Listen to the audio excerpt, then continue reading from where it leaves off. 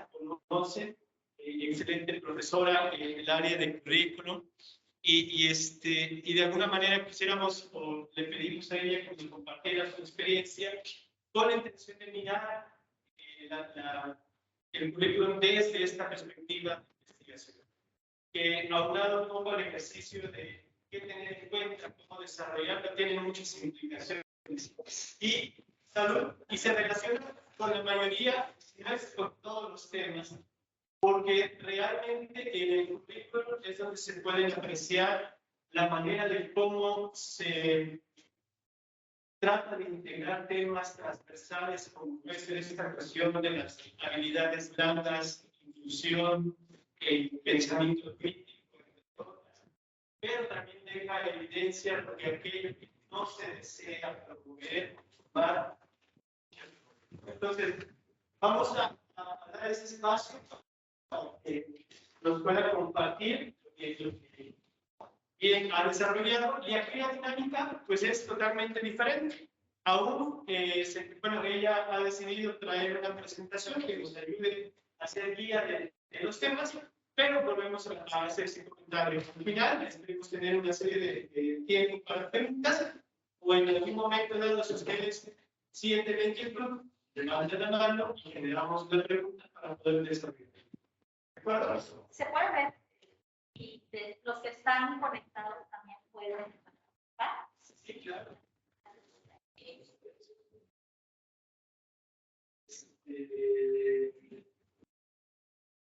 Voy a... ¿Con compartir pantallas? Sí.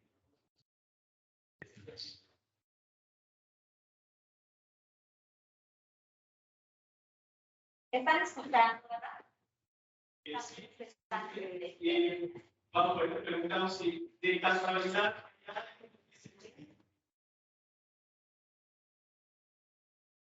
Hacen media.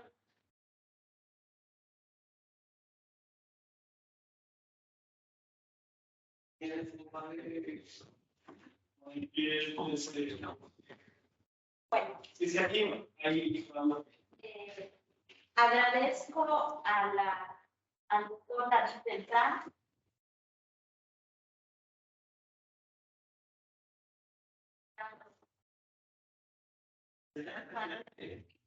Adelante, venga. Les estábamos esperando. Ya lo sabía yo.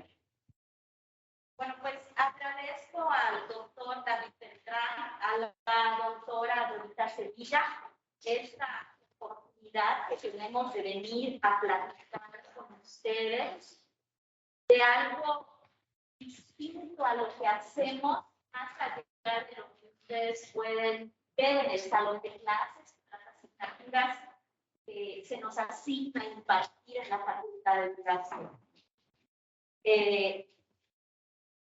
Es un diálogo. Entonces, ¿para qué sirve este diálogo de saberes? Lo importante es eso, abrirnos para que se dé ese intercambio de saberes entre ustedes, entre David, David y yo, no. Y también los que están en línea, también el diálogo de saberes es con ustedes.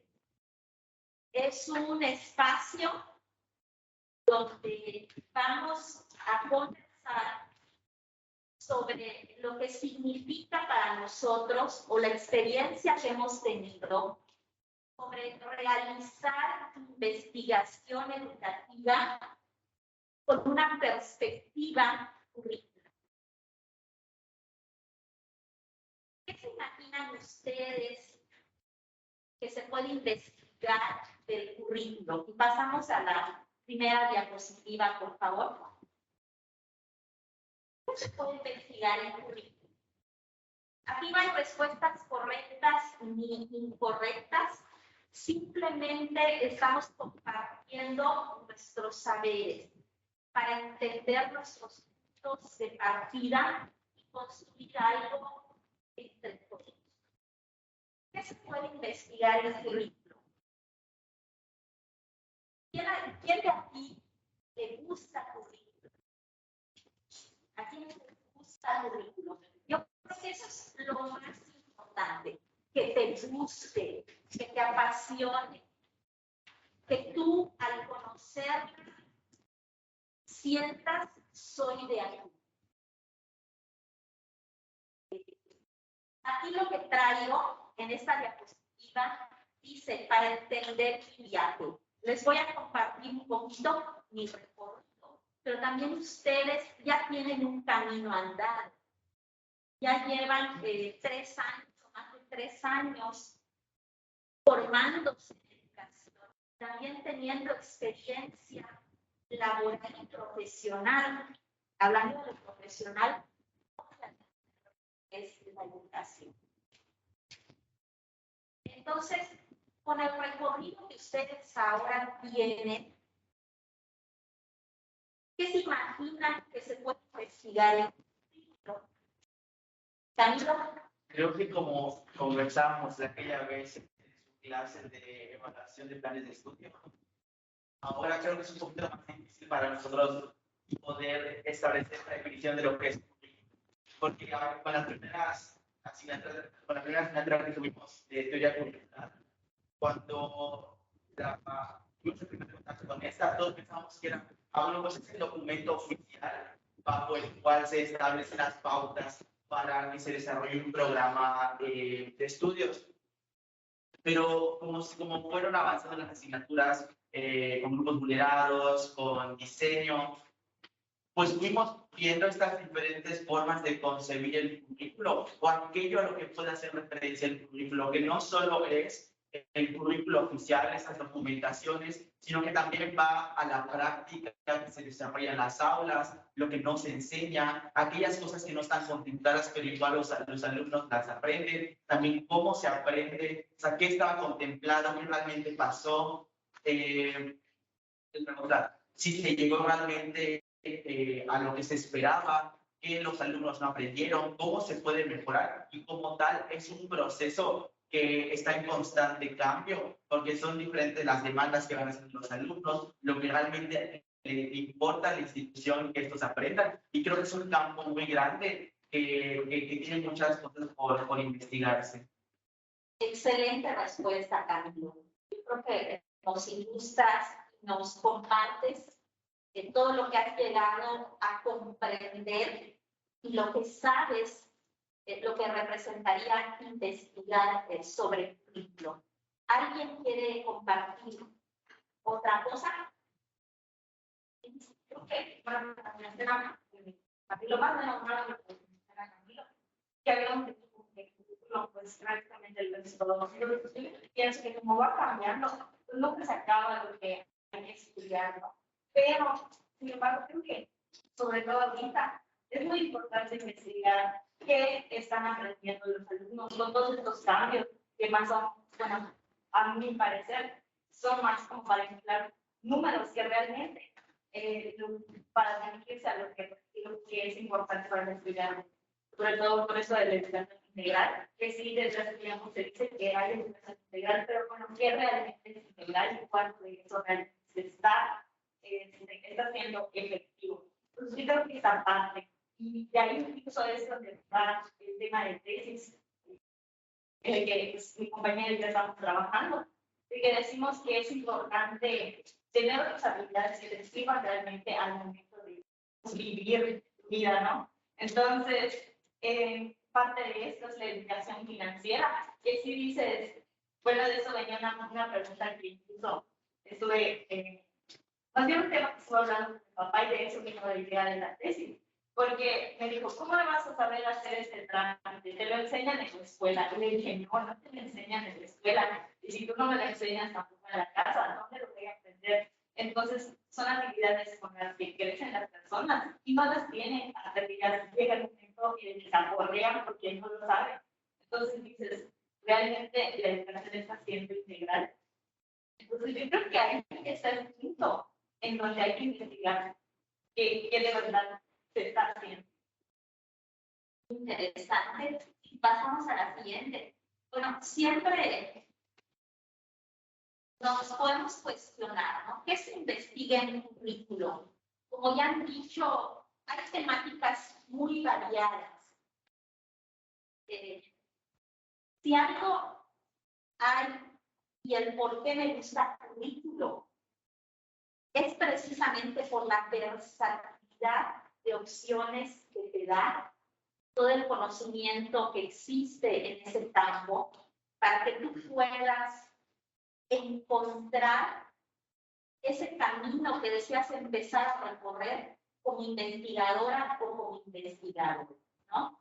La que sigue.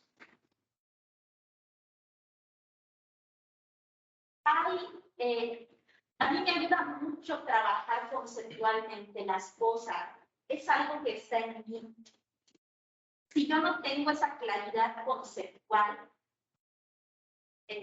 difícilmente podré proceder a un proyecto.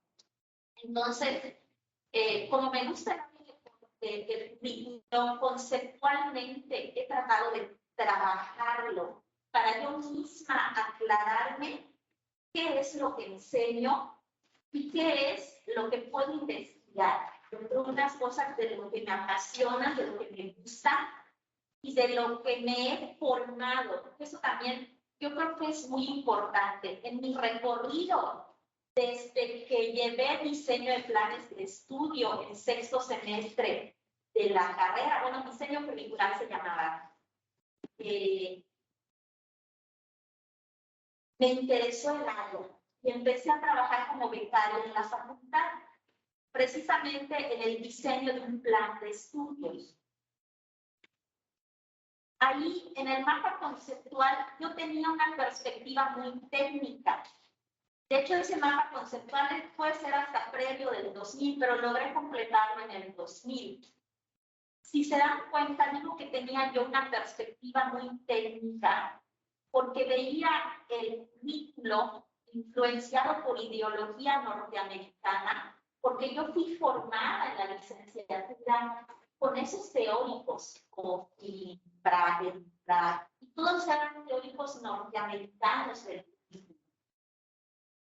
Y los norteamericanos predominan su perspectiva muy técnica de lo que es el currículo. O sea, se centran mucho en la producción técnica de currículos oficiales y la preocupación por cada vez mejorar los resultados del aprendizaje de las escuelas, lo cual es válido y también es muy importante en nuestro campo de estudio. Entonces, ahí yo lo centraba mucho como lo que dijo Camilo, currículo como campo de estudio con los dominios, los fundamentos, la intención, fines objetivos, el contenido, o sea, los elementos, ¿no? Los fines de la educación, el contenido de la educación, la experiencia o el cómo se va a educar, y de ahí generar los documentos para la acción. Sin embargo, no me quedé allá. Estudiar posgrados, diplomados con profesores argentinos, con españoles, me ayudó a rebasar ese conocimiento que yo tenía sobre el currículo. Y existe la ley de elaboración siguiente. Tengo una ampliación del concepto. Me ayudan mucho mis estudios doctorales. Me ayuda mucho la selección de optativas en un currículo. Previamente yo había hecho mi tesis de licenciatura, mi tesis de maestría, y me había centrado en un currículo, pero el doctorado yo creo que me dio ese plus para ampliar mi propia perspectiva sobre lo que es el currículo. Entonces, la forma de como yo veía el currículo cambió, ¿no? Y la anterior la acompañé en una imagen del mapa conceptual anterior, porque cuando nos estamos formando, el anterior, vean, es como si yo estuviera dentro de mi capullo. Cuando estamos en una formación previa, muchas veces la visión que logramos tener es la transmisión de la visión de nuestros propios profesores o de los libros que leemos, la mirada de los autores que leemos. Pero es un proceso por el que todos vamos a pasar. no de la noche a la mañana nos vamos a volver expertos en lo que es, en este caso, investigar un currículum. Es un camino que lleva una trayectoria, y una trayectoria muy propia. Ya la otra, donde amplío mi concepto de lo que es currículo, que tengo ya influencia en pensamiento argentino y sobre todo español, y españoles de paradigma crítico, digamos que yo misma empiezo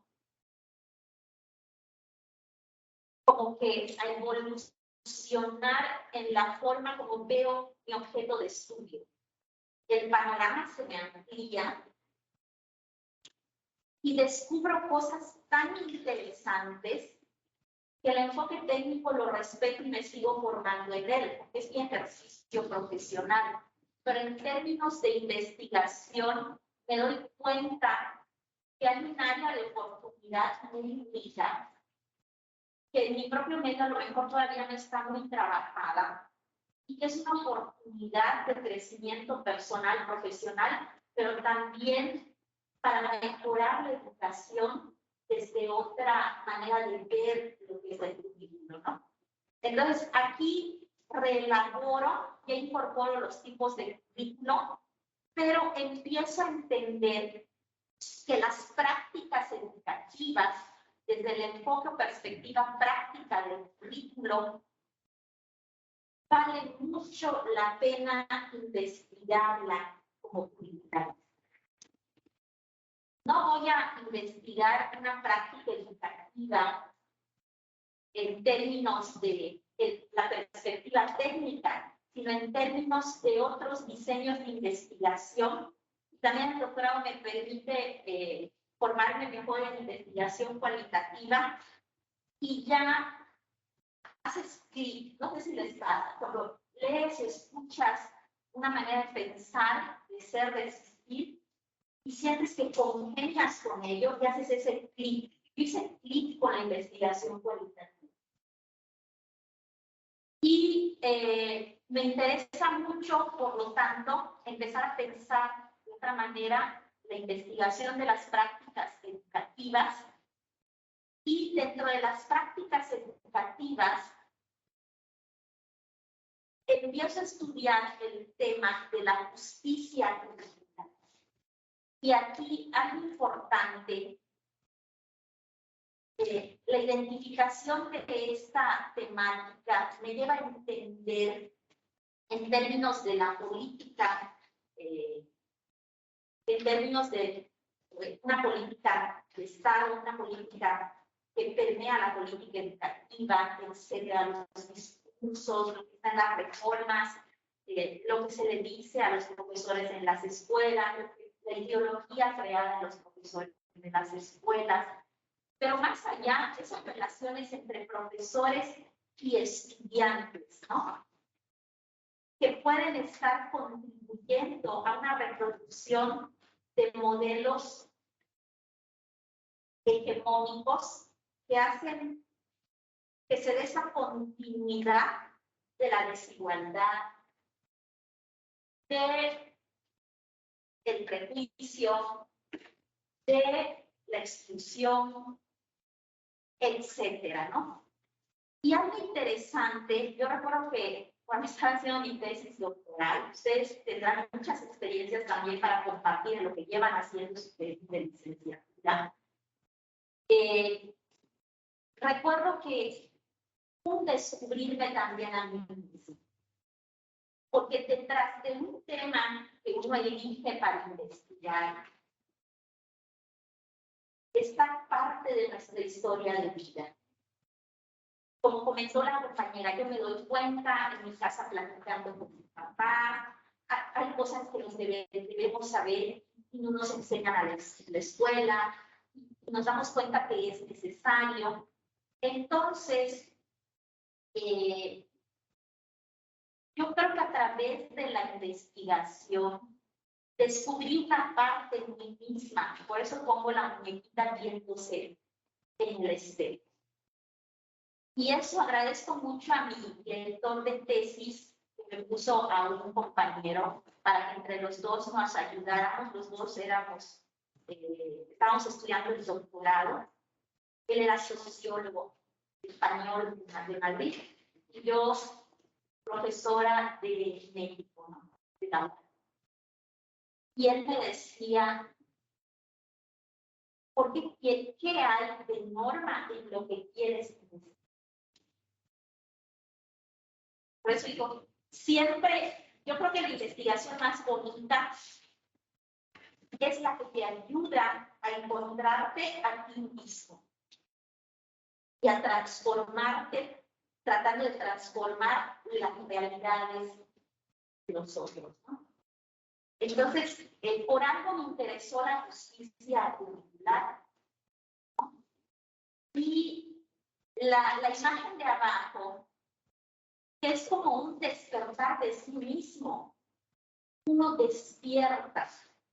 O sea, cuando sientes que rebasaste tus propios esquemas mentales, cuando sientes que te autocuestionaste y dijiste, bueno, ¿qué parte de mi historia de vida me llevó a elegir este tema? ¿Por qué estoy investigando sobre justicia? ¿Y dónde yo me encuentro y me identifico con un estudiante, un profesor o profesora, la gente de la colonia donde está la escuela, etc.? Entonces, la investigación, yo creo que te ayuda a desarrollar capacidades humanas muy valiosas como la autoobservación, como la empatía, como un sentido social, un sentido social que yo creo que es muy importante. No, por ejemplo, ¿qué les movió a ustedes para seleccionar el tema que están haciendo ahora como tesis? Hay algo también. Bueno, yo sigo muchas páginas de maternidad en lo que es Facebook y muchas veces estas mamás tienen estudios en sociología, en educación, en psicología, etcétera. Y a raíz de la pandemia, varias de ellas decidieron desescolarizar a sus hijos. Entonces me llamó mucho la atención ese tema de que cómo desescolarizar, ¿a qué se refiere?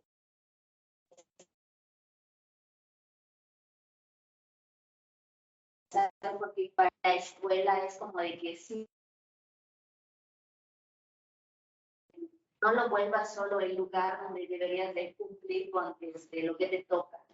Y investigando más me di cuenta de que se le atribuía como educación en casa. Y yo decía, no, entiendo el concepto. Investigando más veo que, yo digo, ¿será que hay aquí en Mérida? ¿Será que hay aquí en México? Y encuentro que hay comunidades que son recién llegadas aquí, pero que están formando este tipo de enseñanza entre ellas mismas, en el caso de que la mayoría son mujeres, o igual no veo que nacieron aquí, pero por diversas razones deciden tomar esta modalidad pues de educación. Muchas han dado pláticas que otras tal vez no serán tan activistas, pero han tenido todo un proceso, así como se les explicaba, de que digo, bueno, yo empecé comprando un currículum, yo no sabía que se podían comprar los currículums, luego que no, pues que no me gustó, que lo intenté, decidimos intentar otra forma, descubro que luego hay quienes dan como que asesorías en diferentes días, y uno dice, bueno, ¿en qué se diferencia eso de ir a una escuela normal? Pues que son los gustos de él, y yo prefiero que él vaya a estudiar donde le gusta a que esté cumpliendo en una escuela. Prefiero, aunque sea un gasto, pagárselo. Y creo que igual esa parte influye mucho de que digo, cómo la educación en casa se desarrolla, porque investigando así a nivel de local o al menos nacional, no hay mucha información que se salga de lo religioso o que esté relacionada a currículum. Sé que hay información internacional, pero digo, ¿qué está sucediendo aquí en Mérida? Veo que se está dando el fenómeno, entonces quiero investigar. ¿Dónde estás tú ahí? ¿Quién eres tú ahí? Pues, más que nada, como investigador. Eres la investigadora. ¿Por qué te llama que un ser humano aprenda sin estar escolarizado? Porque siento que hay mucha estigmatización, muchos mitos. Cuando empecé a desarrollarla, me decían, ¿y dónde está la socialización? ¿Y dónde está la inclusión? Y de repente leyendo, escuchando cómo dan sus testimonios y demás, decían, no, pues está súper socializado, no es tímido, va con las vecinas. Es que la socialización no solo es con sus iguales, puede platicar con adultos, con niños, con bebés, con esto. Lo llevo a clases de baile o en casa se conecta con amigos, etcétera. Y es ahí donde yo digo, me da interés ver que muchos se preocupan y cómo luego va a estudiar una carrera y cómo luego va a tener una profesión, ¿no? Y tú dices, bueno, sí, eso preocupa y es ahí donde se desarrollan todos estos mitos y de que dicen, yo no podría hacer eso porque luego, ¿cómo lo inscribo a mi universidad? Y pues para eso está el INEA y muchas, o sea, podrás sonar un proceso muy fácil y sencillo, pero el principal comentario es que pues cada familia que decide adoptar esta modalidad tiene su propia razón, ya sea porque son nuevos en la ciudad o porque simplemente no les agrada el estar dentro de una institución, no les agrada de que reinscripción, pagar esto, pagar lo otro, que no aprendes, que no, ajá, exacto. Entonces, es ahí donde yo digo, bueno, ¿y qué sucede con estos niños o estos adolescentes que están cursando, ¿no? Que porque son principalmente sus familias los que deciden por ellos y que los pueden certificar por el INEA y que tal vez hacer no está de acuerdo con esta modalidad, pero lo que sí pueden hacer es certificarlo y tienen su propio proceso, etcétera. Entonces, es allá donde digo, me da mucho interés saber de que, digamos, si es tan sencillo como acudir al INEA y hacer el proceso del INEA, pues, ¿qué pasa durante todo ese tiempo antes de llegar a la edad o a la certificación? ¿Cómo es que deciden educar? ¿Cómo es que plantean esa parte? Yo creo que es importante autoanalizar el por qué elegí ese tema y no otro. Puede ser una curiosidad, un interés muy particular.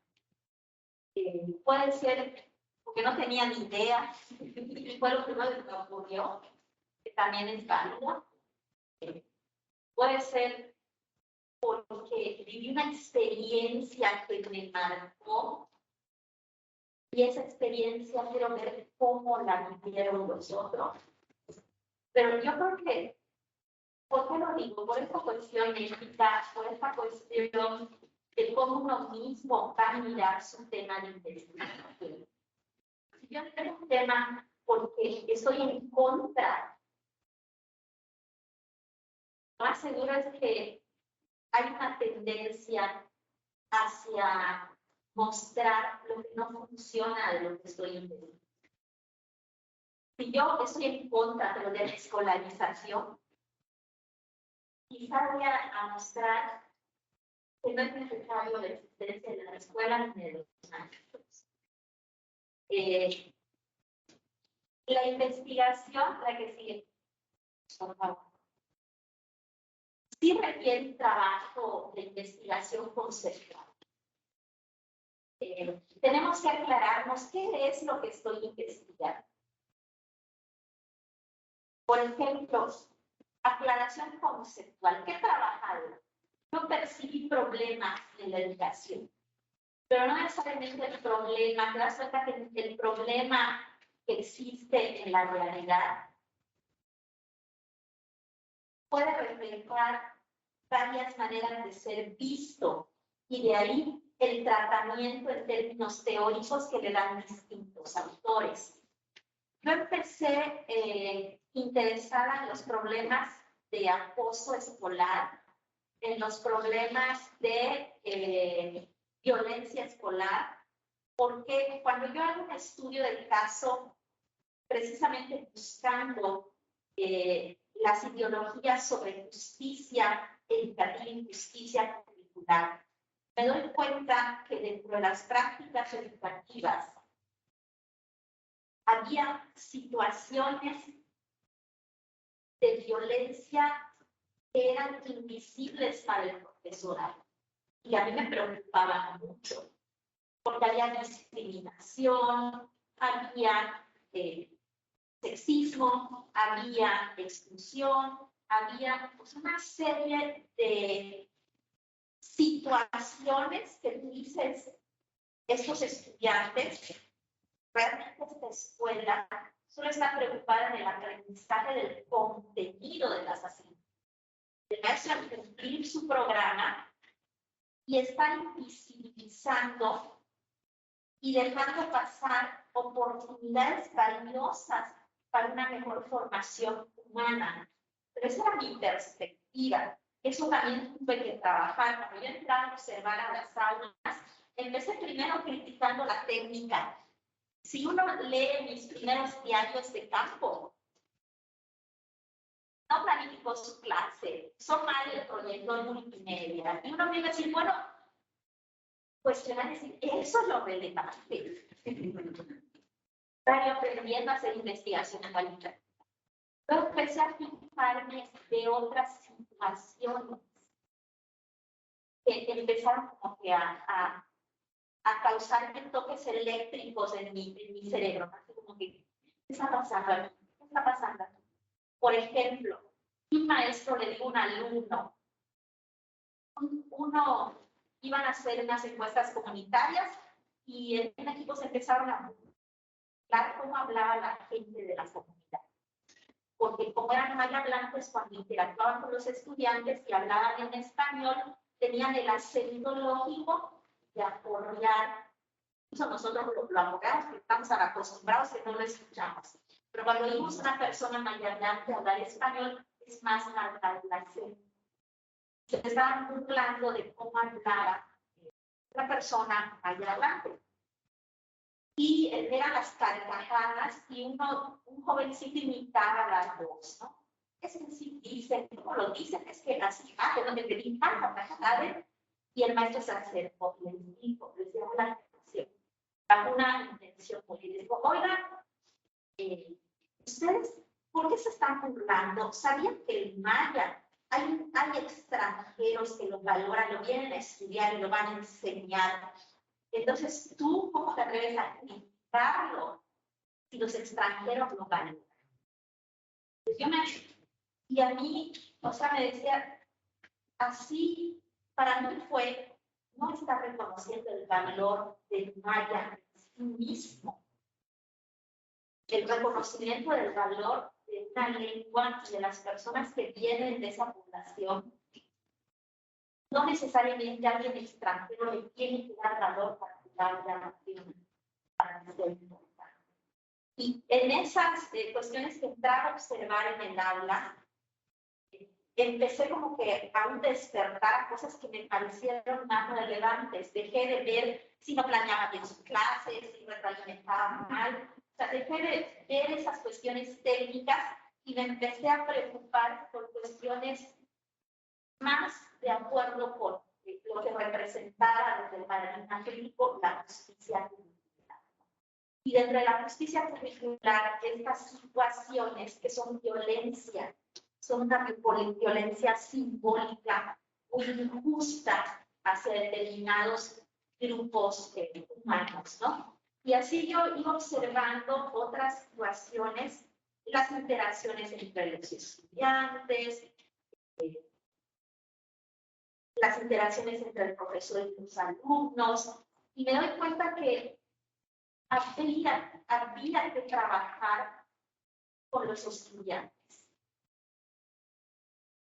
Y empiezo a analizar, dice la compañera, otras habilidades, otras cuestiones que pueden mejorar la formación humana más allá de la escuela. Pues también cuando estás en un contexto escolar, ves una realidad donde sabes donde no puedes intervenir como investigador. Y sabes dónde sí puedes tener una mayor entrada, un mayor impacto. Y decido trabajar ya no en el currículo oficial, en los análisis de justicia curricular o en las prácticas pedagógicas, revelando situaciones de injusticia en la formación de los estudiantes, sino que digo, bueno, voy a trabajar con los estudiantes, voy a trabajar en ellos determinadas habilidades para que ellos mismos sean justos con los demás. Empiezo a averiguar qué se puede trabajar en los estudiantes y empiezo a ver, porque también hice otro proyecto y me doy cuenta que en contextos adversos, sobre todo en adolescentes, hay adolescentes que sienten que no valen la pena porque la misma sociedad les otorga un lugar un poco secundario. O sea, el adolescente como que es consumidor de determinadas cuestiones, su rol social es estudiar. Entonces empiezo a analizar cómo hegemónicamente se le imponen a las personas de determinada etapa de vida funciones, tareas sociales, y también se estereotipa su participación social. Se ve limitada y empiezo a interesarme por esa etapa de la vida, viendo cómo son tratados en la escuela, y digo, bueno, puedo trabajar con ellos, ya no en términos de un análisis conceptual, un análisis de discurso, de currículo oculto o ideologías, sino ya moviéndome a la acción. Desde estudios de caso comprensivos, paso a investigación, acción participativa del currículo. Y empiezo a investigar como tema habilidades para la vida, luego los factores protectores y autoprotectores, que eso lo trabajé en un proyecto. Luego veo las coincidencias con los saberes o aprendizajes clave y encuentro un enfoque que creo que integra lo que se puede desarrollar en las personas, que es el enfoque de educación positiva, que se desprende de la psicología positiva, y se trabaja virtudes y fortalezas humanas, como sabiduría, conocimiento, coraje, humanidad, justicia, trascendencia. O sea, cómo desarrollar esto en un ser humano. Entonces ya sabía, encontré como que el enfoque, encontré el contenido o lo que se iba a trabajar, y también me doy cuenta que no era suficiente. Algo importante es nunca quedarte con una misma respuesta. Siempre autocuestionarnos, analizarnos y ir de la mano con la búsqueda incesante, constante de información que nos dé esa satisfacción intelectual, que nosotros vayamos sintiendo que los vacíos que tenemos satisfactoriamente los vamos completando, que vamos avanzando en el que poco a poco estamos construyendo de nuestros temas de investigación. Entonces, recientemente hice un proyecto. Tenía que aclararme conceptualmente qué era lo que voy a hacer. A mí me ayuda mucho representarlo. Entonces yo decía, es que la convocatoria me dice en qué área temática va a estar. Educación, formación integral. Pero yo digo, eso es un enfoque educativo y yo voy a tener varios enfoques.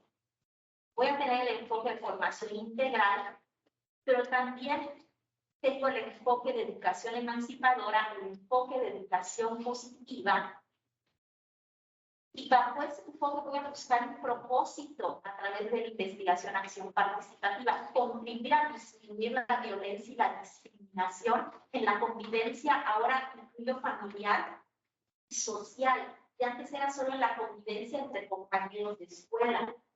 Pero te das cuenta que no es suficiente, tienes que incluir al profesorado. Luego te das cuenta que no es suficiente, que tienes que incluir a la familia.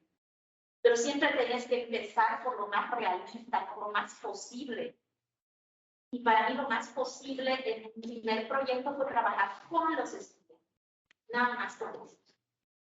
Entonces ahora me atrevo un poquito más y me doy cuenta que las áreas o pilares clave en la formación de los estudiantes, o sea, si yo realmente quiero como investigadora lograr ese propósito, claro que no solamente una investigación es incluido el doctor del campo.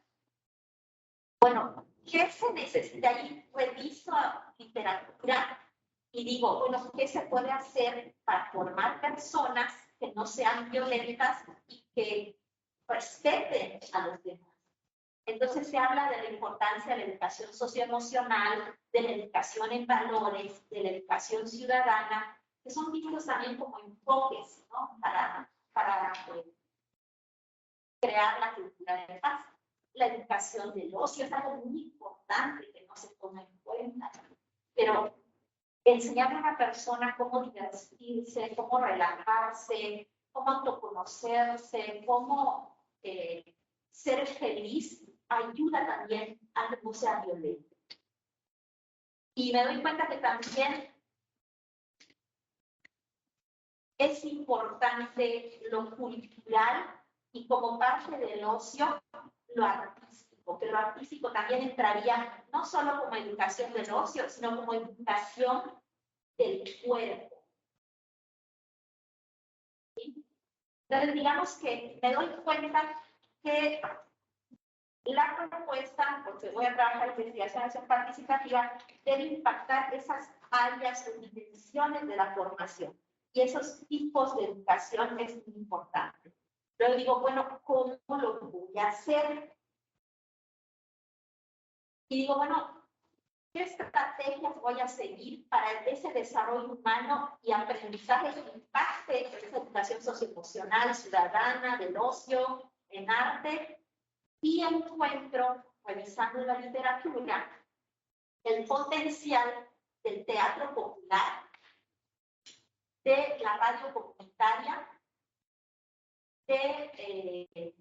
allá me puse cineclub y danza, y juegos y materiales bilingües, ya personalizados, ¿no? Pero a mí me interesa mucho cómo trabajar a través del arte esa cultura de paz. ¿Por qué? Porque yo tengo una formación paralela en danza. Pues todo lo que he aprendido en danza y me ha ayudado emocionalmente, físicamente, en salud emocional y física, la danza. Quiero llevar esa experiencia también para que la puedan vivir los otros.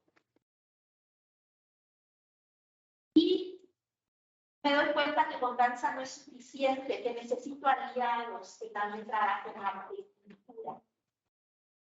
Porque uno también entiende, sobre todo cuando haces investigación, acción participativa, y parte del paradigma crítico en currículo, uno quiere entender que la unión sí hace la fuerza.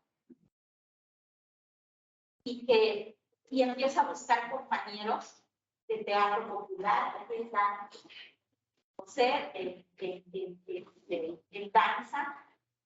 Entonces empiezas a tratar de encontrar esa colaboración. Y luego distingo qué contenidos transversales se va a enseñar a través de esas estrategias para impactar esos tipos de educación y tener un enfoque más integral. Por ejemplo, manejar conflictos, emociones, sentimientos, derechos, valores, participación, democracia, lengua y cultura maya y conceptos clave.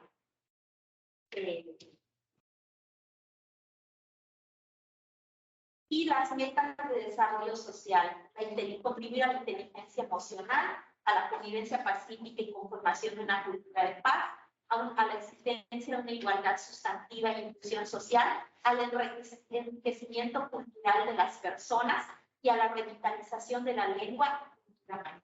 O sea, sí da trabajo.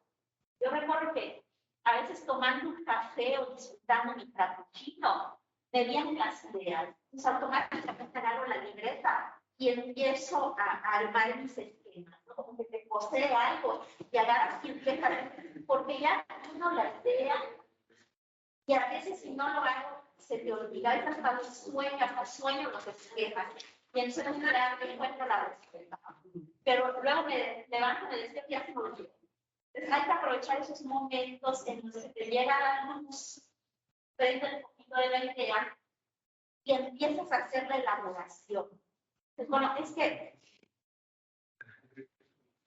bueno, pero cada quien va a encontrar su estrategia, su camino. A mí me funciona eso. Quizás a otros no les funcione, Yo soy en parte visual y trato de ordenar mi mente haciendo los diagramas, los mapas, los esquemas. Es una manera de yo misma organizar mi pensamiento y lograr esa claridad. Y si en el proceso de elaboración no puedo, es porque tengo un vacío de información. Entonces voy a investigo, lo entiendo, y ya regreso a corregir o a ampliar lo que está elaborando. Claro que como profesores, el tiempo que disponemos muchas veces para este disfrute de elaboración conceptual a veces es muy reducido. El doctor David sabe, igual ustedes saben, o sea, cuando yo me puedo sentar a leer, hacer disfrutar las lecturas con calma, con pausa, haciendo mis elaboraciones, lo que mejor me ayude. Digamos que a veces es tanta las funciones, tanto el trabajo, las otras responsabilidades, que sí sacar tiempo es necesario. Sacar tiempo para hacer esto a veces es tan difícil y no cumplimos los procesos y no logramos profundizar. Y te ayuda que es algo que temáticamente estás trabajando y que poco a poco vas a ir mejorando. Y quizás a la primera tengamos muchos errores, haya muchas cuestiones que todavía no sabemos cómo hacer, pero lo importante es no dejarnos ir trabajando en ello. Y esto lleva a que actualmente yo esté trabajando currículos alternativos para la paz basados en el arte.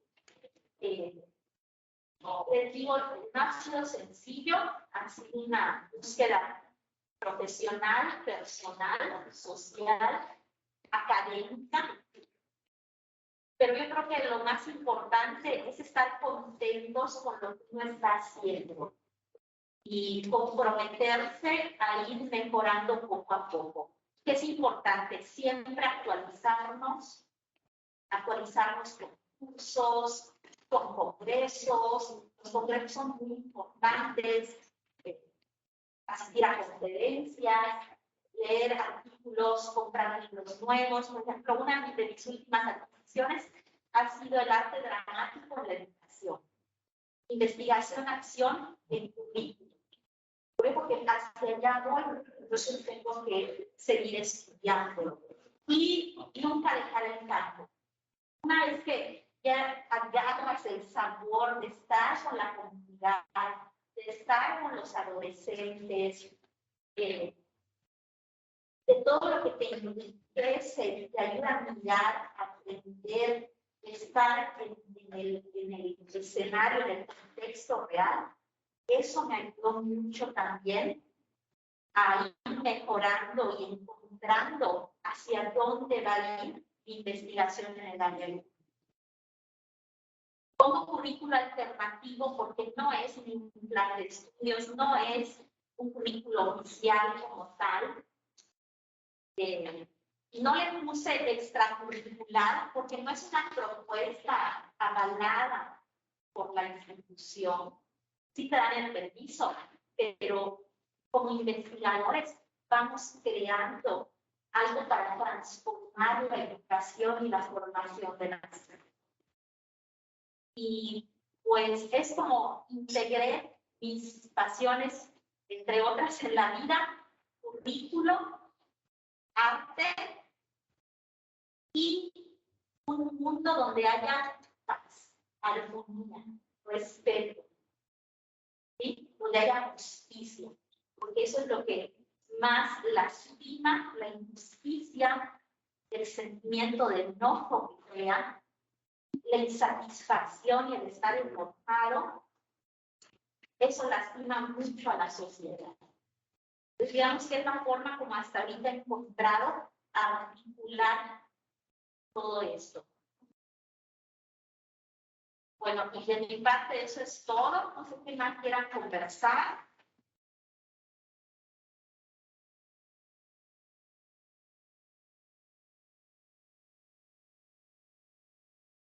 Ya en línea, ¿alguien quiere compartir algo, decir algo? Karime, Carla, si tienen alguna pregunta, alguna inquietud.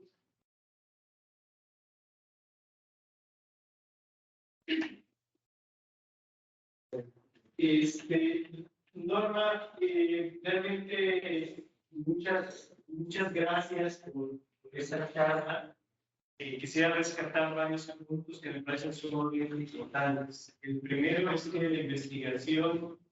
en la investigación se percibe la vida, y eso es interesante. La vida, por un lado, de lo que es el investigador, que se proyecta, se quiere dar respuestas, quiere encontrar soluciones a problemáticas que ve o que sabe bien, y eso es importante. Pero también nos permite dar voz a aquellos que son usuarios o participantes de los proyectos de investigación. Y eso es muy valioso. Muy valioso porque de repente a las personas que nosotros escogemos con casos como sujetos para nuestros estudios, son personas que viven una situación en las cuales han sido pues discriminadas, olvidadas, y que de repente por la misma tesis encuentran un significado, se sienten escuchadas y la tesis puede levantar voces. Eso me parece sumamente interesante. Y como dice Pablo Freire, uno no puede como que darse cuenta de la opresión si no ha sido oprimido. Sí. Entonces, cuando uno ha vivido también experiencias de injusticia, te hacen mirar la realidad de manera diferente.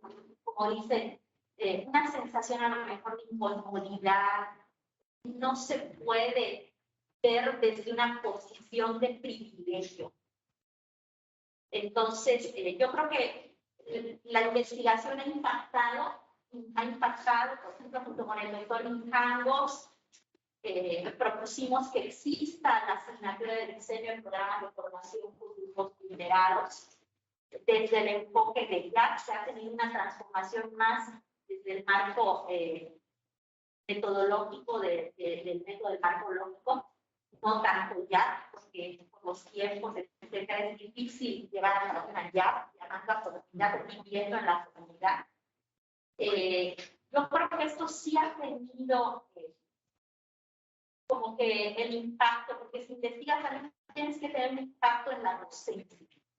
Entonces, el incorporar un paradigma crítico en la asignatura de teoría cultural, el mostrar que hay otras formas incluso de llevar a cabo las tareas técnicas como la evaluación de planes de estudios que estamos viendo ahorita. Por ejemplo, a mí me encantaría hacer una evaluación con un enfoque artístico de ellos.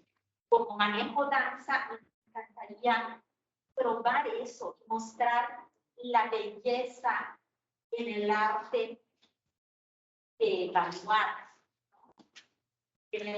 La belleza que existe en la práctica de un docente, vista desde su propia perspectiva, o a veces, muchas veces, no nos muestran el sentido estético, el arte que hay en un acto de enseñar, lo dejamos a un lado. Entonces, hacer trabajos que empiecen a mostrar esas cosas alternativas, yo creo que nos refrescaría y nos haría disfrutar más lo que hacemos. En estos proyectos donde involucras el arte, también es un disfrute, ¿no? O sea, los que pintan, los que hacen teatro, los que dibujan, es vivir un proceso de liberación. Y cuando estás en un proceso de liberación, cambias. Es como sentir un aire fresco entra dentro de ti. Y ese refrescarte, porque estar en el centro caminando, entras a Parisina y siempre se da alguien condicionado. No, hablando para algo. Eso también debe ser digno para investigarse. Claro. Y otro de los puntos que me parece sumamente interesante es la dinámica en la que a lo largo de tu experiencia identificas de que me parece que puede ser esta intención de cómo ayudarnos a elaborar un trabajo de tesis, porque primero viene una planificación de conceptos que puede ser técnica, meticulosa, creyendo en lo que los autores dicen. Sin embargo, conforme tú vas avanzando, te das cuenta que el contacto con el campo es otra cosa, requiere resignificar, requiere vincular, generar otro tipo de resignificados a los primeros esquemas. Y luego todo este último paso es generar una reestructuración desde un concepto mucho más personal. No olvidas lo visto, lo aprendido, sino que lo incorporas a una tendencia mucho más personal, ya sin el temor de si mi definición está de acuerdo con un autor o no, sino que viene más arrojarse y aventarse, decir, esto es lo que quiero ser. Y ahí creo que es un poco lo que nosotros tenemos que empezar a proyectar. Por un lado, reconocer lo técnico que necesita nuestro trabajo de tesis. Por otro lado, el poder identificar que estando en campo le puedo dar un resignificado a las cosas que ya he nombrado. Y tercero, arriesgarme a poder establecer una serie de elementos y componentes o declaraciones desde mis observaciones, desde la óptica que estamos viendo. Bueno, el tiempo se nos ha acabado realmente, pero no quiero pasar el tiempo sin agradecer y ofrecerte la constancia que nos firman. Y me gustaría leerla para que podamos tenerla en cuenta. La Facultad de Educación de la Universidad Autónoma de Yucatán otorga la presente constancia a la doctora Norma Graciela Heredia Solís por su participación en la plática investigada sobre el proyecto. El día 14 de septiembre del 2022, dirigido a estudiantes de la licenciatura de la Facultad de Educación, como parte de los diálogos de investigadores, actividad celebrada dentro del marco del curso del seminario de tesis Luz, Ciencia y Verdad, firma la doctora Silvia Ricarda Baeza, secretaria académica de nuestra facultad.